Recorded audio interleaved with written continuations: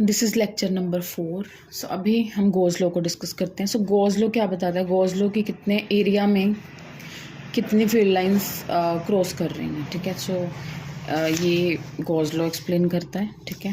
सो उसके according we have this is basically we can call it integral form, कि electric field charge का जो भी इलेक्ट्रिक फील्ड होता है, ठीक है, वो पर्टिकुलर एरिया में, जैसे ये पर्टिकुलर एरिया में कितना पास कर रहा है, तो वो जितना चार्ज अपॉन एप्सिलॉन नॉट, ठीक है।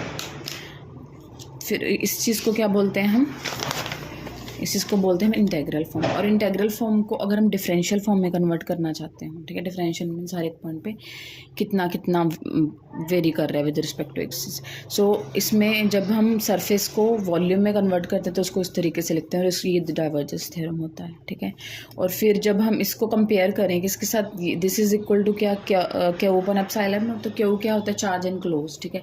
सो एनक्लोज्ड पर्टिकुलरली नॉर्मली एक पॉइंट चार्ज होता है, उसका एक स्फेरिकल सरफेस होता है, तो अभी उसके विद रिस्पेक्ट टू ये हमारा continuous charge distribution for volume and this, and जब हम उसको पुट करेंगे तो we will have del dot is equal to rho upon epsilon naught for volume, ठीक है।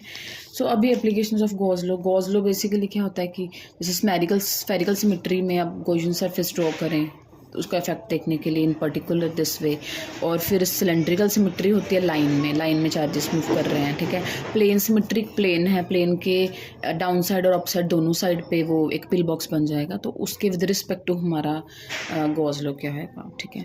तो फिर अभी हमारे पास इसी तरीके से क्वेश्चंस हैं। तो क्यूब से रिलेटेड, क्यूब के हर एक फेस के विद रिस्पेक्ट टू और क्यूब के विद रिस्पेक्ट टू हमारा फ्लक्स क्या आएगा, तो हमें पता है इसका कंट्रीब्यूशन है। क्यूब के विद रिस्पेक्ट टू हमें पता है 6 फेसेस होते हैं, तो फेसेस में जो फ्लक्स है पर्टिकुलर फेस के विद रिस्पेक्ट टू 1/6 हो जाएगा, और ये नॉर्मल के ओपन एप्सिलॉन नॉट, राइट। सो अभी ये क्वेश्चन है क्यूब का, ठीक है।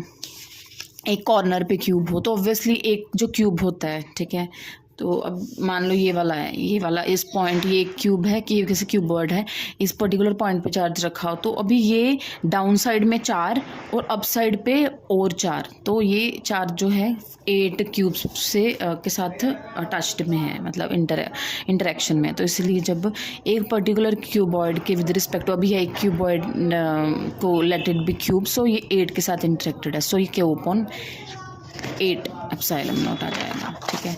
And move on to next question. अभी हमारे पास यहाँ पे क्या है, स्फेरिकल बॉडी है, बट इसमें electric field, external electric field दिया है, ठीक है। जब एक्सटर्नल इलेक्ट्रिक फील्ड में कोई भी एरिया रखें तो फिर ये स्फेरिकल बॉडी है, ठीक है। तो इसमें हमारे पास हमने इलेक्ट्रिक